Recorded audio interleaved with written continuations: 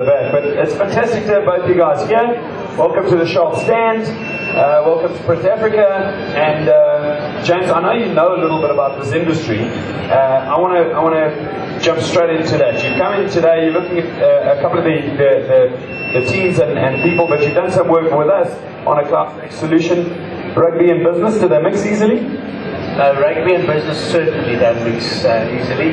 You know, the one thing rugby does do for you, it gets you the appointment. It most certainly doesn't get you the money in the bank.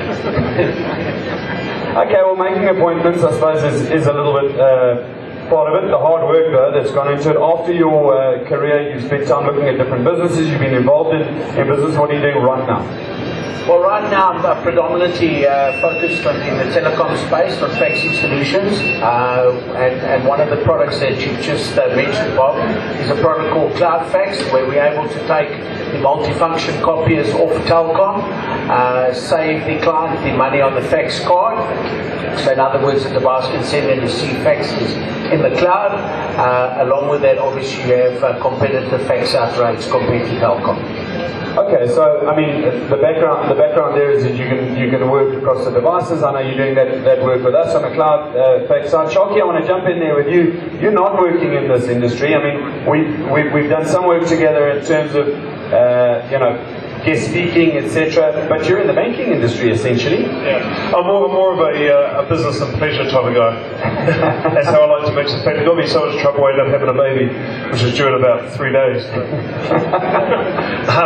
But yeah, I'm involved in banking, and I studied finance through the whole time I was playing professional rugby, and sort of business and finance, and then being in the UK, it's obviously a massive financial hub in the London CBD, and I pretty much sort of moved, since I retired in 2010, just moved straight into, well, a few years off, and then just moved straight into the banking sort of sector, which was always where I wanted, or the financial sector, which is always where I wanted to go. So, and that kind of eventually led me over here, because we trade we trade South African government bonds. So we needed to set up an office in Joburg, and so they thought they might as well send a Kiwi out to do an Englishman's job, so not a problem. Someone who knows how to fight off the Springboks. So you mentioned the All Blacks visiting today. You've seen them in their hotel. There's been a little bit of hype. Let's talk some rugby. The first 2 games, I want you to give us a little bit of the background on what you think of that on the All Blacks versus Argentina opening match of the Rugby Championship this year.